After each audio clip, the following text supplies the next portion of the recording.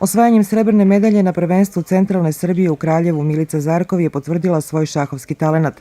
Ovo sjajno odličje usledilo je samo 2 nedelje po osvajanju bronze u Nišu. Milica je do drugog mesta stigla posle 10 napornih partija u kojima je izborila 7 pobjeda, a bolje od nje bila je Nađa Jovanović iz Kragujevca koja je osvojila pola poena više. Za 7-godišnju Milicu ovo je izuzetan uspeh. Rezultati su bili odlični za mene. U Kraljevu je bilo prelepo.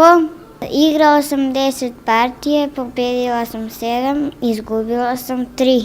Borila sam se za prvo mesto, ali Nađa mi je stala na put. Predsednik šahovskog kluba Caribrod Roki Stoimenov smatra da je ovaj uspeh samo najava još boljih rezultata. Stoimenov napominje da su još 2 takmičarke Caribroda izborile plasman za učešće na državnom kadetskom prvenstvu, čije je održavanje planirano za uskršnji raspust. Na prvenstvu Centralne Srbije u Kraljevu nastupili smo sa 8 takmičara. 3 njih su svojim rezultatom ostvarile plasman na prvenstvo države. To su Anđela Delčev, Jana Stoimenov i Milica Zarkov.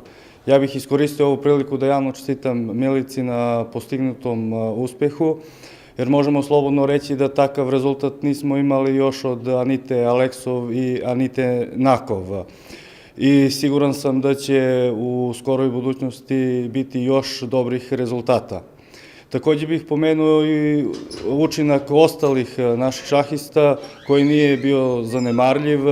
Naime, pokazali smo da možemo ravnopravno da se borimo sa vršnjacima iz cele zemlje. Zanimljivo je da je najmlađi član ekipe iz Dimitrovgrada Stefan Nakov imao i čast da njegova partija otvori ceo festival u Kraljevu.